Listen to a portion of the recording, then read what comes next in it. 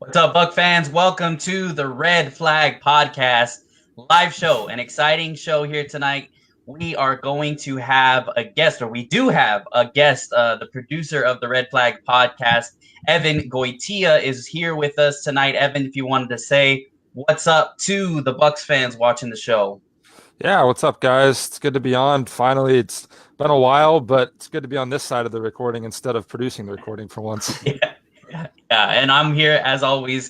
Philip Schwegler is also here with me, ready to talk some Bucks talk, ready to talk about the main reason that Evan's on and joining us is he was actually credentialed by Mark McLeod with the Blitz show out in Tampa. He was able to get credentialed for the Senior Bowl. So he's with us today to share some insight about the things that he got to see at the Senior Bowl. Really cool experience, I'm sure, Evan, and I'm sure you have plenty to talk about. There's plenty to see, I'm sure, at the Senior Bowl. It was your first time, correct?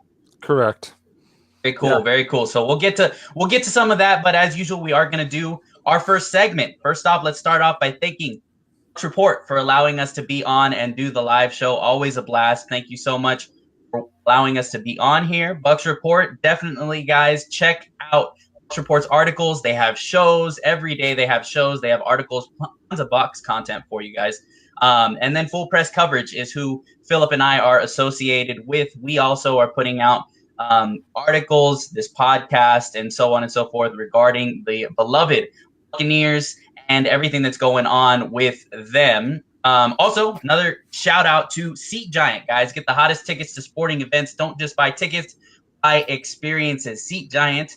Go ahead and go to seatgiant.com, and in the checkout, you can enter the promo code REDPOD. You can get tickets, any concert, any sporting event. You enter that promo code REDPOD in the checkout, and you do receive a discount. So now that that's handled, let's talk about the segment that we started. This is our third segment of Bucks News. What's the most recent? I don't think we've officially named it. I think we should probably name it here, but I don't think we've officially named it. We're just talking about the most recent news in the Bucks world, and I think this week that was Deshaun Jackson. Deshaun Jackson in the news again. I couldn't have put it better myself, Phil. Deshaun Jackson in the news again. He went on the podcast, the Sims and Lefko podcast, and basically said that he would like to play for the Rams. And I'm sure a lot of players would like to play for the Rams because they're playing in the Super Bowl on Sunday. So that's not an uncommon desire, I'm sure, for a lot of players. But let's talk about it, gentlemen. Evan, you can join in on the conversation too. I'll toss it to you first. What do you think about the comments by Deshaun Jackson about playing for the Rams? I think the faster he gets there, the better off we'll be in Tampa. Right. I was saving that answer, but honestly, though, it's a matter of, do the Rams want him? I mean, I think the Rams have a pretty good thing going the way they have it. They have a pretty solid receiving core as it is. I don't know that they would welcome in a quote-unquote diva like Deshaun Jackson, and I think that just because Deshaun Jackson wants it doesn't mean that the Rams want it. Yeah, that's a great point. I agree too. And it's a new year, new locker room. You don't want a guy who openly said, want to be traded mid-season, and then openly said during the off-season when everyone's supposed to be, relaxed and getting ready for the season coming up, I want to play for another team. We don't need him here, man. Just let's get rid of him. Take that $10 million that he got, pay Adam Humphries a little bit, go find somebody else. That's not the type of attitude you want in your locker room. That's not the type of guy you want on your team, especially with a quarterback who is having chemistry issues with him. After hearing that, I wouldn't want to throw him the ball. But that's just me. Yeah, and I think the interesting part is a lot of athletes are asked, players on many teams are asked, if you could play for any team, and for the most part, I feel like that's often a question that a lot of players will decline to answer out of respect for the current team they're on, regardless of how it's posed in the sense of, what would your favorite scenario be if you could choose anywhere? Those types of questions, most players just kind of deflect those and go with the cliche as it may seem, the respectful answer and just saying, I'm a Buck right now. And I want to do the best I can to play for the Buccaneers, something like that. And I feel like that's kind of the common answer. So, I mean, I think to me, it stands out that he even, went so far as to address where he would like to play. Now, Deshaun play at California University out here in California. So, I understand the connection and that kind of stuff. But I just feel like it was a little bit strange, I guess, to answer the question in that way. And I think either way, with the way that the cap situation is for the Buccaneers, I think either way he is on his way out. So we'll go ahead and see how that plays out. I just thought it was pretty interesting that that would be even an answer to a question as opposed to the typical. Although it is cliche to answer I'm with the Bucks and I want to focus on being with the Bucks or whatever. It's kind of expected. You know what I mean? That's how I considered it. So I just thought it was interesting that he answered that. So. Anyways, moving on, that's an interesting, we'll see how that plays out throughout the offseason. Obviously the cap situation, and many people, or that not that many people, the cap situation for the Bucks, as many people have said, is really tough. There's going to be some guys that are cut. So that's kind of the thing. We're going to see some guys, some big names. Gerald McCoy is a possible name, of course. And Deshaun Jackson, with how he's performed according to his contract, that's a possibility as well. So that being said and handled, and Johnny Dean said, I'm not a Jackson fan, just like to keep it in context. Yeah, you're absolutely right, Johnny Dean. We appreciate that comment earlier on the Jackson situation. Appreciate that. So that being said, Evan, let's get into, why you're here. The exciting point, and I think we were all very excited. You produce our shows. You got to write for us for a while at FPC Buccaneers, and then to see you were able to get that opportunity to be credentialed. Pretty exciting for Phil and I, and just to kind of be a part of it. Would you kind of take us through, Evan, like what the Senior Bowl was like? I mean, I know a lot of people know, it's a scouting bowl. People go to see the college players, the best talent available, so on and so forth. But what was it like? What was the situation? What was the setup for that? And what was a typical day like for you?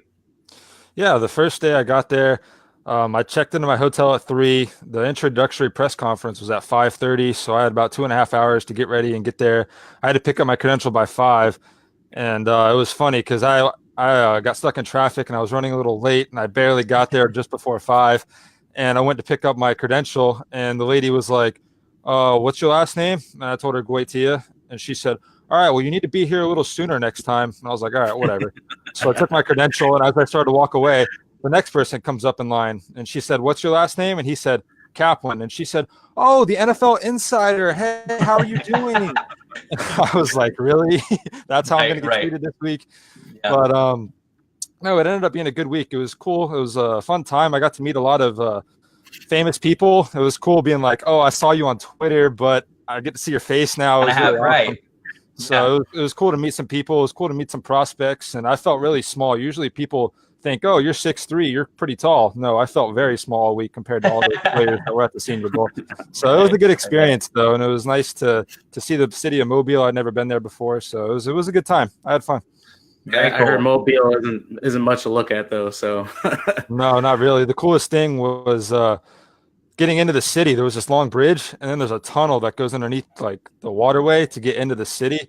And on the way out of the city, there was a crash in the tunnel, and the bridge was back like miles and miles because nobody could get through. But fortunately, it was on the other side of the road, so I didn't get any of that traffic. But it didn't look like a bad crash. It was just they had to stop from getting through the tunnel. So very cool. Sounds like Tampa traffic. But so we'll move on with the interview. So next question, now being credential media and being such a big like a big deal like the Senior Bowl, you have all these scouts coming out from different teams, NFL.com, ESPN.com, all these guys. Did they have like a set schedule for you guys to follow like every day? Like you had to be here for this or you had to be here for that? Yeah, for sure. I mentioned the introductory press conference the first night. Jim Nagy, the guy who kind of runs the Senior Bowl, was there. He spoke first, and then they brought on Drew Lock and Deshaun Davis, the linebacker and the quarterback. Pretty big names that were at the Senior Bowl. So they came in and talked for a little bit, and it was cool to kind of see them first. And then it was funny because I had never met Drew Lock before.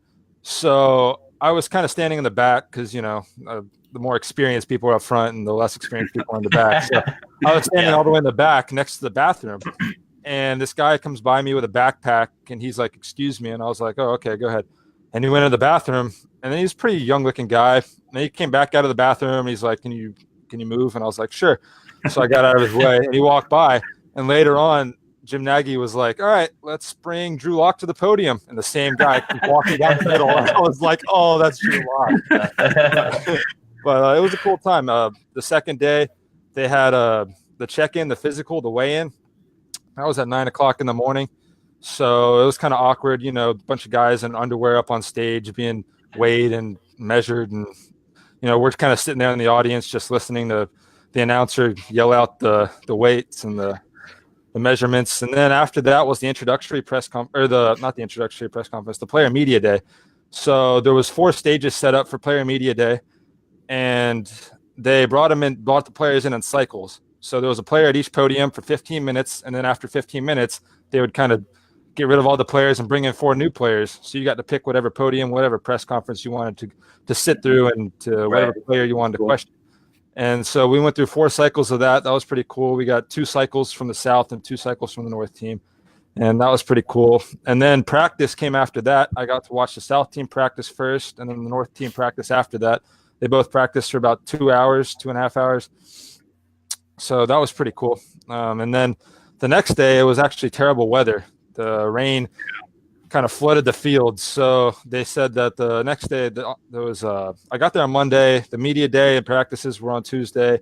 Wednesday, they didn't allow us to attend practice because they held it at an indoor practice facility, and they didn't want media there at the practice facility because they said there wasn't enough room. So I actually got to kind of they did open up a little bit of media availability at the convention center, but they didn't allow us to attend practice. So Tuesday was kind of my day to play in the rain and kind of get a little look at the city and try some of their food in Mobile.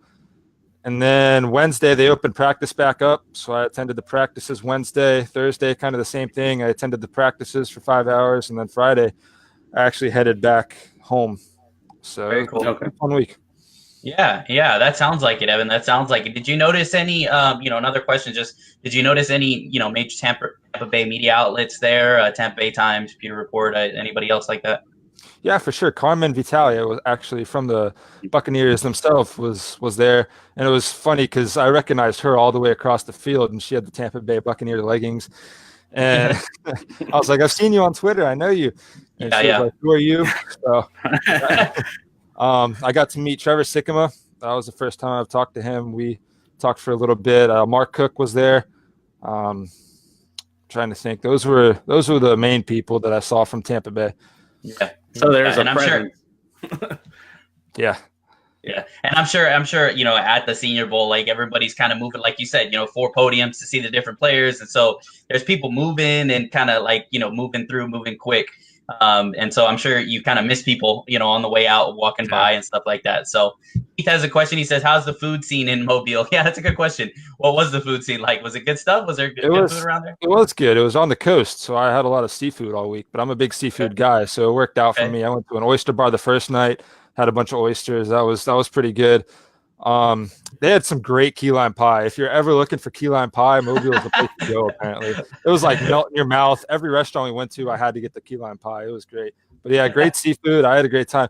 The funny thing to me was the servers at each of the restaurants we went to, they would all start off by saying, where are you from? Have you been here before? And I always said, no, I haven't been here before. I'm from Florida. And they kind of said, oh, what brings you here? And I said, the Reese Senior Bowl. And they all kind of looked at me like, what's that? Oh. I was like, what else is there to do in Mobile besides go to the Senior Bowl practices? So it kind of caught me off guard to see people didn't know what the Senior Bowl was, but I guess that's just because, we're so accustomed to football, and I guess not everyone else watches football. So yeah. Turns out a lot of the country, right? It turns out a lot of the country does it. So if I can ask another question, Evan, what was the first player that you went ahead and interviewed the first, I guess I should say the first podium that you attended, the first podium interview that you attended? The first podium I attended was Tyree Jackson. He was on podium 1, and I was just kind of getting my feel for the way around the convention center. You didn't move from 1, yeah. Yeah. The reason I followed him was because he was the biggest in stature, and it caught me off guard. He was a 6'7" quarterback, and you don't see that very often. The rest of the quarterbacks are shorter than that. Yeah. So 6'7" from Buffalo. I kind of wanted to figure out who he was and get to know him a little bit better. So Tyree Jackson was the first person I went and saw and sat at his press conference. Very cool. That's very cool. Yeah. No, I mean, I would have went to the big guy too, just to try and figure out who he was if I knew who he was. Get your bearings of where you're at. Like, shoot, you know what I mean? Like 6'7". No. Okay, I know where I'm at. Yeah, I know. Like a few years ago, the Buccaneers did like their draft party, and it was like when they were renovating the East Club or whatever. So they had like players out there, and like DeMar Dotson. If you ever seen DeMar Dotson like in person, he's literally a tree, like as tall as a tree, and like you shake his hand, feels like you're shaking like a baby's hand. So that was the first player I wanted to go talk to. So but moving back on with the interview, man, how did John Kaminsky perform against D1 guys with him being a D2 kind of player? It was good. It was good to see him. He definitely looked the part, size wise, and he played well. He's definitely got the athleticism, and I know you guys kind of, when I posted that interview with him on the Twitter page, you could kind of tell how smart of a player he was. And I made the reference. I think he reminds me of Carl Nassib, from watching Hard Knocks last year, and you get the behind the scenes look at Carl Nassib, and you could tell he was a very smart guy based on his business money management skills. Kaminsky kind of gave me that same feel where he analyzed the game from a different perspective. So it was good to get that behind the scenes insight, and then watching him on the field, he played well. He used his length and athleticism to kind of beat tackles on a couple plays and rush the quarterback. So he looked good. Definitely looked good. Yeah, and I know when you posted that video on our Twitter page, a lot of people were saying this is not a guy that's a quote unquote sleeper. He's not a sleeper guy. He's got a lot of talent. A lot of people were very high on him on the comments on that tweet. So I guess John Kaminsky's a name to watch out for. I know we have a draft profile coming out on him over at FPC Buccaneers tomorrow about John Kaminsky. So that'll be interesting too to kind of see. I think Brian, one of the writers for FPC Buccaneers, wrote that one for us. So we'll look forward to seeing that. Going back to the personnel, the people that were there, was there a lot of teams? Like, was there a way to tell how many teams were there? Or not necessarily how many, but was there a lot of team presence, a lot of, 4 or 5 guys from each team, or how did that look like? Obviously you don't know exactly who's with who, but just generally, was there a lot of scouts there and stuff like that? Yeah, absolutely. I remember when I was packing my bag to head over there, I tried to pick all the clothing and apparel that was least biased. I didn't want any affiliation with any kind of team. I didn't want them to think I was supporting one team in particular. So I went shopping and picked a bunch of unbiased professional clothes. And when I got there, I think I was the only one without a professional team on my apparel. Every person there had some kind of team logo. Right, representation. Yeah, exactly. I should have you a freaking full press coverage shirt, man. That's our fault. Yeah, I should have. But I remember the first day I got there, when I was trying to find out where I get my credentials, I walked into the wrong hotel because my GPS took me to the wrong hotel. And when I walked in, I said, "Hi, is this where I pick up my credentials?" And she said, "Oh yeah, sure. What team are you with?" I kind of looked at her. I said, right? I kind of looked at her and I said, "I'm with Blitz Sports Radio." And she said, "Yeah, I don't know who that is. You're at the wrong place." I said, "Oh, okay. Well, where do I go?" And she said, "Oh, out the door and to the left." So it took me that's why I was running late. I had no idea where I was going. And by the time I found the right place, I was a couple minutes late. But yeah, everybody there had an affiliation. I saw Mike Vrabel in the stands, and there was actually fans attending practice and watching the players. And one of the fans had a Tennessee Titans shirt on, and he walked up to Mike Vrabel and he said, "Hi, Coach, how are you? Thanks for coming to Tennessee. I appreciate all you did for us this year." And Mike Vrabel just kind of looked at him and said, "Thanks," and walked away. I didn't even talk to the guy, just completely ignored him. And I kind of realized at that point that how serious of an event and how serious these coaches are, and how little they care about the fans that were there. So, yeah. And I'm sure at that moment, it's just kind of like this business. I mean, I think, we all have the same thing when we're working, right? Like that kind of look where I just need to focus on what I'm doing. So I'm sure that was probably part of it, being there at the bowl and just focusing on what he's seeing, focusing on player, evaluation and stuff like that. So go ahead, Phil. Yeah, no, that's cool too. I wish I could have been there. I thought about driving down there just see if I can try to get to the game or something, but how work goes. But anyways, moving on with the players actually at the Senior Bowl. One of the players that kind of stuck out to us when we were doing some of our research on it, and I'm gonna ruin his name. How I'm gonna say it? Ross Pierschbacher, I think is how you say it, from Alabama. Right. Okay, all right, cool. So when you start reading some of the scouting reports, and you're on the NFL or you're on the Draft Network and everything, reading what they're saying basically he plays upright in pass protection, exposing a lot of his body, allowing opposing players to dictate his movement, ultimately taking him out of the play. How did you see him play, during the Senior Bowl or during the practices? Did you see some of those flaws that maybe they were saying? Was it there, or did you see him doing something else to prove the people wrong? Yeah, it was kind of hard to evaluate offensive linemen at the Senior Bowl because they're not really going 110% because there's very limited contact. So they did have the one-on-one drills, so I got to evaluate that. And But one-on-one drills are also kind of deceiving because, in a professional game, players, defensive linemen will maintain their gap. But in one-on-one drills, you have defensive linemen running all over the field, whatever it takes to run around the offensive linemen. So it's kind of hard to evaluate that. But from what I saw, I mean, he looked like he was in good position. He ran with the first team a lot. He had a lot of first-team reps, so that was good to see. I saw a lot of mock drafts projecting him in the 3rd round or so. So I saw that. One thing I did like about him, though, when I interviewed him was his versatility. During the interview, he talked about playing all 3 interior offensive line positions. He played left guard, right guard, and center. And I asked him about the protection calls and how experienced he was and how comfortable he felt making those calls at the next level.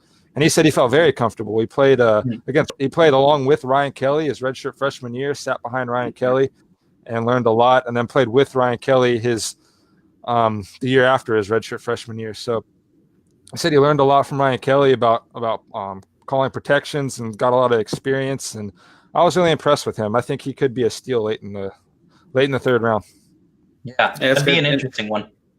Yeah, and that's what you like about the Senior Bowl too. Is guys who may have had a bad rep for doing something, in college. They come to the Senior Bowl and then they show you something different. That builds up their draft stock and all that. So that's why I really enjoy the Senior Bowl. You can see a lot of these like D2, D3 players, go from 7th round to possibly 4th or 5th round. So yeah, definitely that's pretty awesome, man.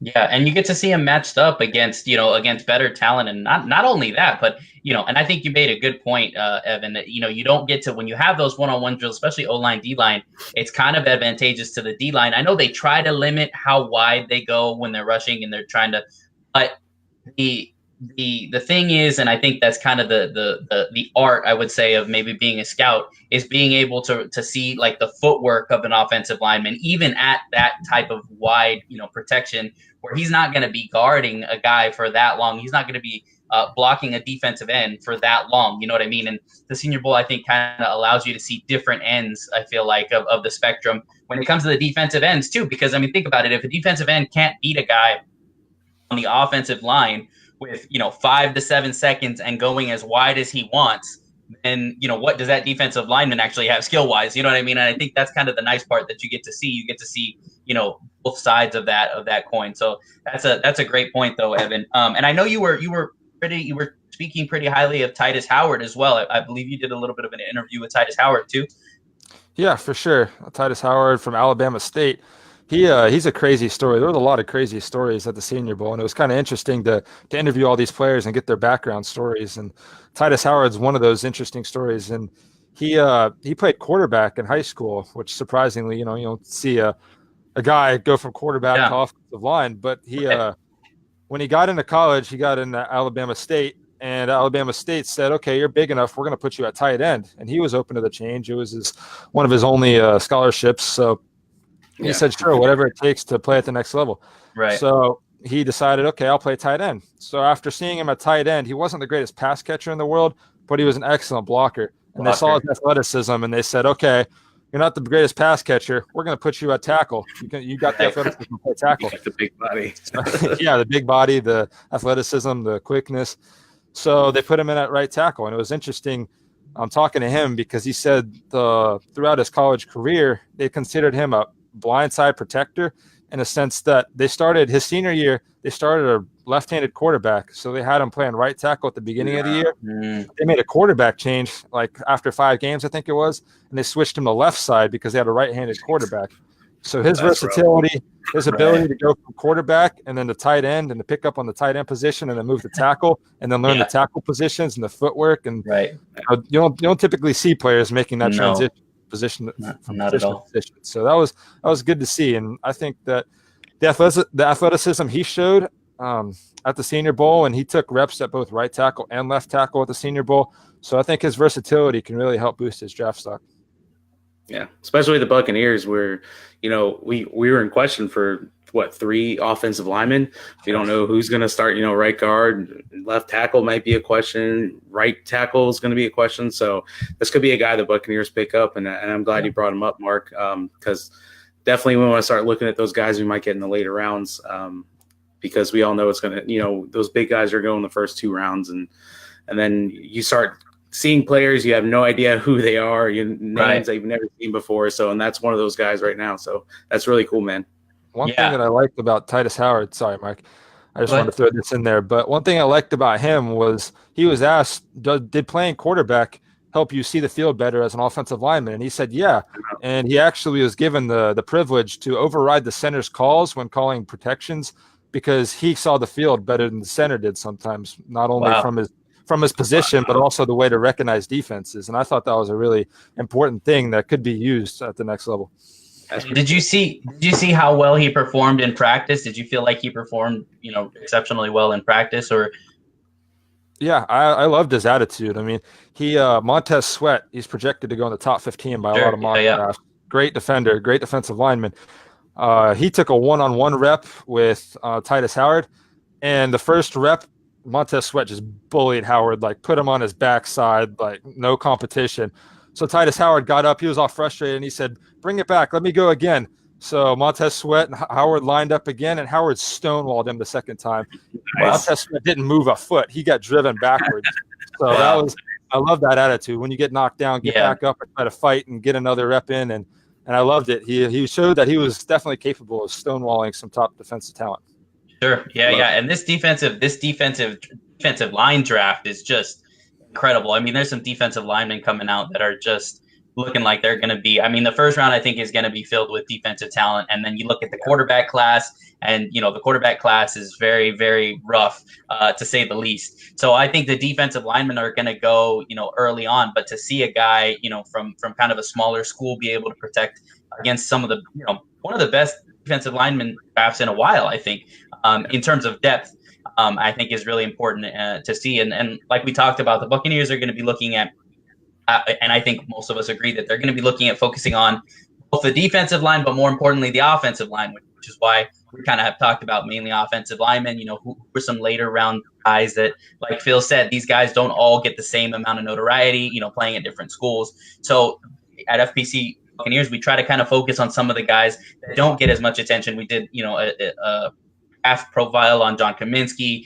Titus Howard as well has his at fpcbuccaneers.com. So get those kind of previews of some of the guys that are going to be on NFL teams, on NFL rosters, and make a difference. I feel like it's really important. So information is really, really valuable for sure.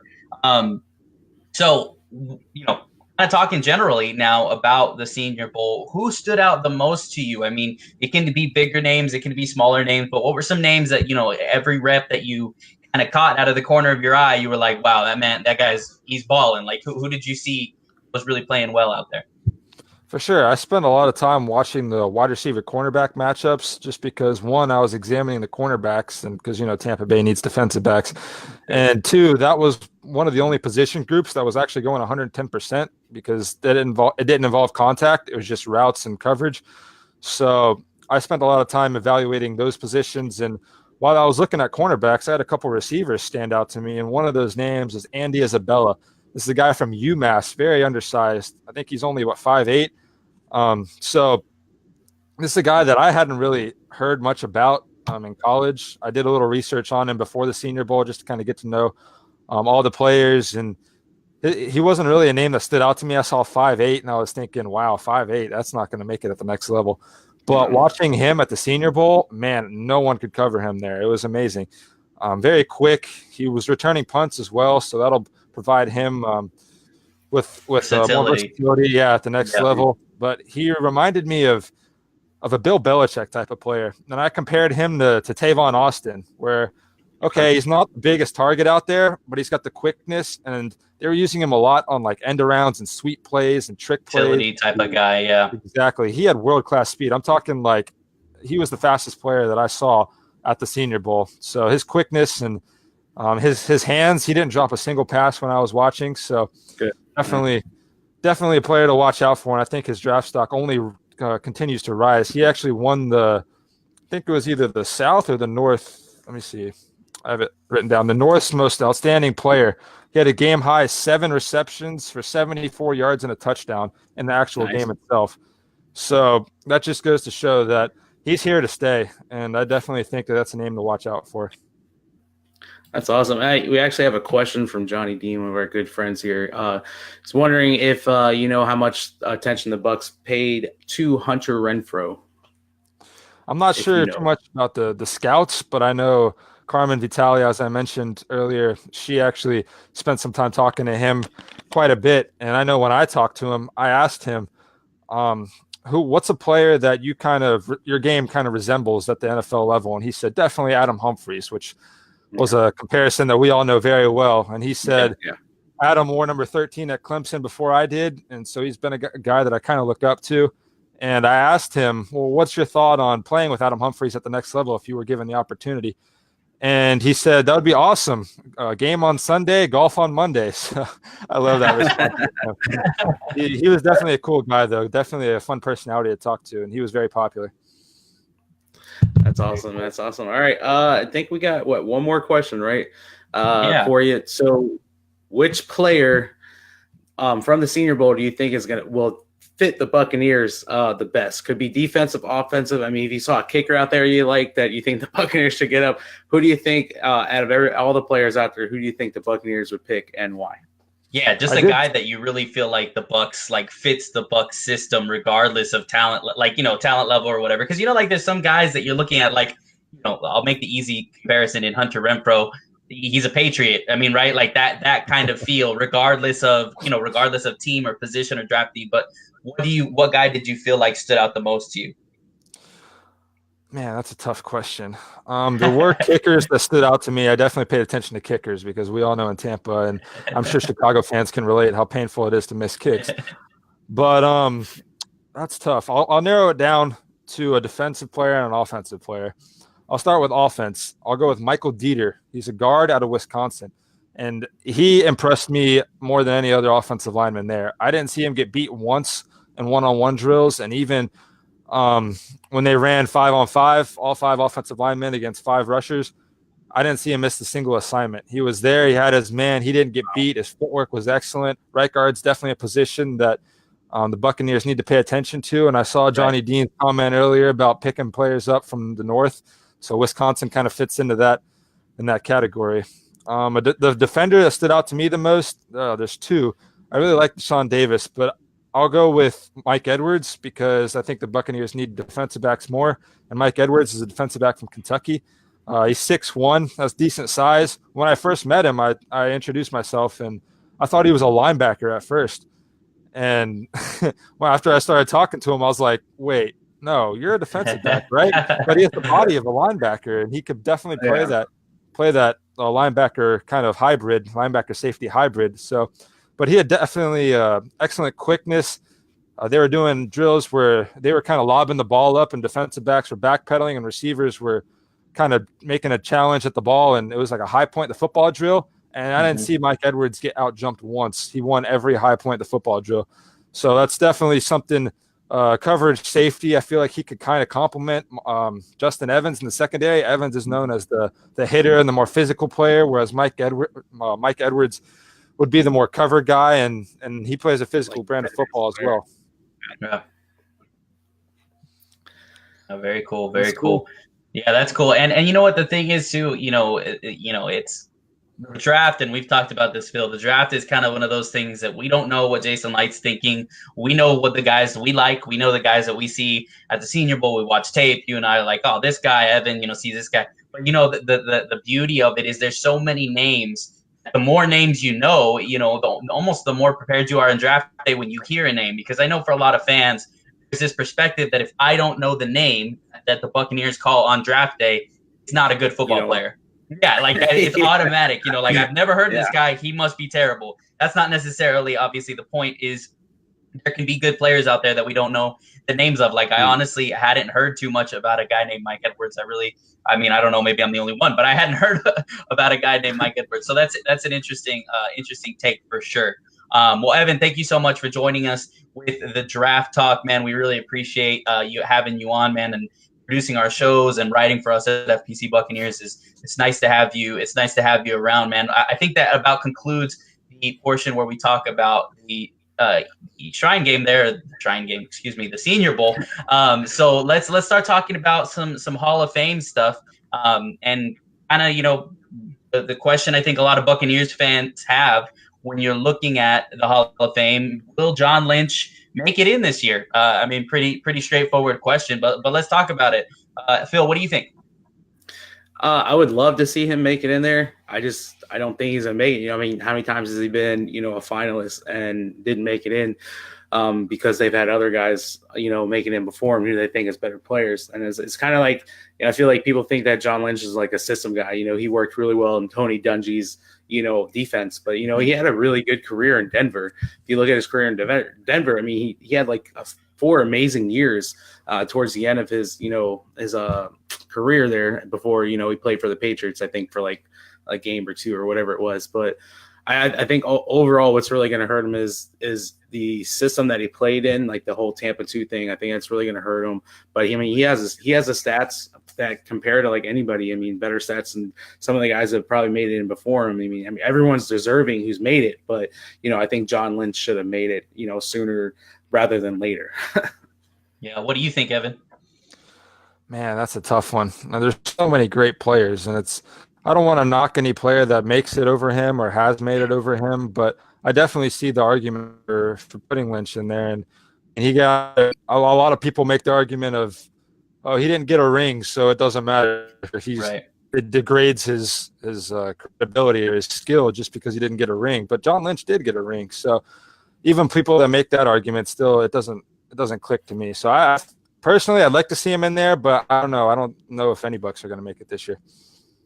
Yeah, and Johnny Dean brings up a good comment there. He says Rondé Barber should have been first ballot. Another guy like that you're looking at, maybe not necessarily should have been first ballot, but a guy like Simeon Rice, which we had our guy at FBC Buccaneers, Jeremy, write an article about that this week. He was talking about a great article where he was comparing actually Richard Seymour, the stats of Richard Seymour to Simeon Rice, and just the comparison it can be made. And so that's another guy. It does seem like the Bucs don't get a whole lot of love when it comes to the Hall of Fame. I think, you know, a lot of those guys will get in eventually.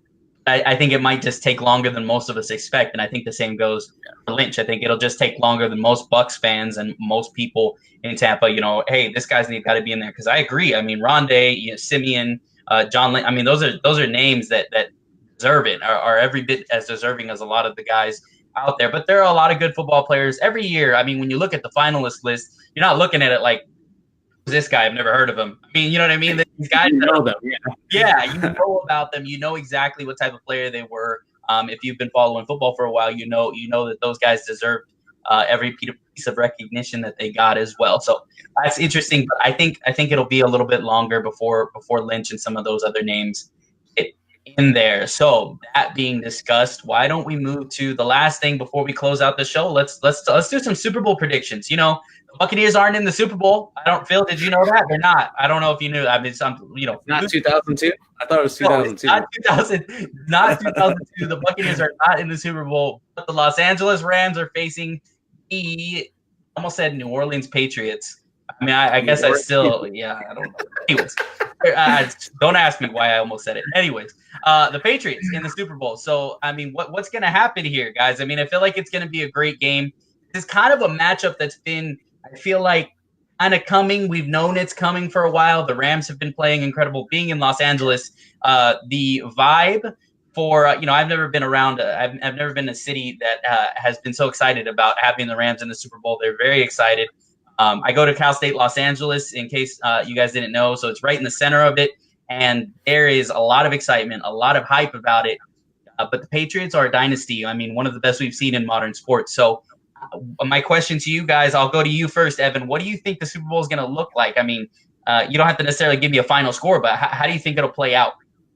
It's been interesting because I've seen a lot of back and forth and upset. I know Marshall Faulk was one of them that went on Twitter and kind of mentioned the Spygate thing and how the Patriots recorded the Super Bowl. And so there's still a lot of saltiness between the Rams fan base, even though that wasn't in Los Angeles, but there's still fans that follow the team over to Los Angeles, and there's a lot of bitterness and they want revenge. But I don't see the Rams winning this game. I put it on Twitter earlier this week where a Bleacher Report tweeted out that Rams defensive back Nicole Roby Coleman, the guy who committed the penalty last week against New Orleans, he went off talking about the arrogance of the Patriots and how it's how they can beat Tom Brady because he's beatable. And the quote from Roby Coleman was, "We just have to put the dagger in them, pull it out, and let them leak slowly." I don't think that'll happen. You know that's going to go on the Bill Belichick whiteboard. You know Tom Brady's going to have that. You know everyone's going to have it in their locker. That's just more fuel to the fire. And it's already tough enough to beat the Patriots in the Super Bowl, but now you throw that incentive in for Tom Brady as if he needed more. I don't see it happening for the Rams. Yeah, what about you, Phil? First, I have to laugh at the fact, I don't know if you guys have been on social media lately, but the New Orleans Saints, man, they're pretty butthurt. I think that's why I said New Orleans, because I had that, it's like in the back of your mind. But did you see that video that the fans made? Oh, the rap video. Yeah, I would put the link in the thing, but I don't have it. But that's a pretty funny video. But no, they've got like all these restaurants and bars, like all gonna on Sunday, on Super Bowl Sunday, they're gonna play. When the New Orleans Saints won the Super Bowl, all those years ago, instead of playing the actual Super Bowl, it's actually going on. So, wow. To say the least, New Orleans Saints fans are gonna be butthurt going in 2019. So the Bucs need to capitalize on it. Anyways, my prediction. So. As much as I would love Tom Brady to not win another Super Bowl, I'm gonna go with the Patriots. I just think that if the Patriots did what they did with who they had this season and made it all the way to the championship game again, I just don't see them not lose or not winning against the Rams, especially if they can close out or shut out Todd Gurley like he was kind of shut out in the AFC Championship game and all that. So I think as long as Todd Gurley doesn't get going, the Rams don't get going, because that defense is good, but you're also going against New Orleans. See, I almost did it there too. the New England Patriots, and Tom Brady hasn't taken a sack the entire postseason. That offensive line is playing outside their mind. So we're going to see another, Tom Brady, Bill Belichick Super Bowl, unfortunately. Yeah, Johnny Dean has a comment, and I'll go with that prediction. I guarantee the Bucs won't lose on Sunday. Yeah, that's a lock. That is a lock, and it's stone cold. That's a stone cold lock right there. And he also says if Aaron Donald and Sue get to Brady, the Rams will win. That's so key, because like you said, Tom Brady hasn't absorbed a sack in the postseason. Now you look at Ndamukong Suh's season; he actually had 4.5 sacks this year throughout the regular season. In the postseason, he's already had 2.5. His game against the New Orleans Saints was incredible, phenomenal. He played really, really well against the Saints, and so that he will be key, because they're going to double team Aaron Donald. So can Sue and Dante Fowler get free, and they force Brady to get rid of it before he's comfortable? And then even more important in addition to that, the linebackers covering the running backs is going to be key, because we know how well New England likes to use running backs. So can Corey Littleton, can Mark Barron, former Buck, get out there and cover those running backs and really force Tom Brady to have to either force the ball deep or at least hold the ball longer so the defensive line can get to Tom Brady. But I don't see that happening. Sean McVay was a guy that I really liked when he was actually with Kirk Cousins. I had made the argument, and people, when I said it, I think I said it in 2015 or 2016, I told everybody, I said, Sean McVay made Kirk Cousins, not Cousins made Sean McVay. And here we are. Kirk Cousins had not a great season, to say the least, and Sean McVay has his team in the Super Bowl. So I believe in Sean McVay. I believe he will get some Super Bowl rings, but I don't think it's this year. It's still Tom Brady and Bill Belichick. They still have just, they're incredible. What can you say? It's one of the greatest dynasties we have ever seen. They're incredible at what they do. They do it well. And like you said, Evan, what Roby Coleman said is just more fuel to the fire, which is not something that you necessarily would want to do. I'm not sure. And I wonder if McVay said anything. I wonder if his coaches or his friends said, don't do that, man. Like, please don't do that. But it is what it is. He kind of backtracked on his statement a little later, saying that he felt disrespected, that we would think he was disrespecting the Patriots, which was a confusing concept, because that's clearly what he was doing. But anyways, regardless, we'll see how it plays out. But yeah, I think Tom Brady, Belichick get another ring. And I have to say, man, why is it that you don't like Tom Brady? I have to say, I don't like Belichick very much, but Brady I do like. I don't know why do you say that? It's not that I don't like Tom Brady. It's like basketball. It's like watching the Golden State Warriors play every single year in the championship game. It's so boring, man. I want to see different teams. I would have loved to have seen Kansas City and LA like go at it again, like that 120-point game that they had, week 10 or 12 or whatever it was. I would love to. I would pay to go see that again. I don't want to see Tom Brady versus the Rams again. Tom Brady, Jared Goff now. I'm just tired of it, man. Get us some new people. Get Klay Thompson out of here. You know what I mean. Klay Thompson. Yeah. You got me bleeding my basketball allegiance. I totally get you. Well, guys, that about wraps it up for us at the Red Flag Podcast. Thank you so much to Bucs Report for having us on. Huge shout out to Evann Goitia for joining us. Evan, appreciate having you on, man. Appreciate all the work you do. And we're glad you enjoyed the Senior Bowl, man. I think it's obvious. If it's not obvious, Phil and I are both jealous. In case you didn't know, we are both 110% jealous of you. So thanks for coming on with us, man. At BucsFan02 is my Twitter handle. Phil Schweg at Phil Schweg. That's Philip, and at Goitia Evan is Evan's Twitter handle. You can find all of Evan's work, my work, FPC Buccaneers work, Philip's work, all of the writers at FPC Buccaneers. Twitter at FPC_Buccaneers. Check us out. Bucs Report, thanks for having us on. Bucs, you guys have a good night. We appreciate you guys tuning in.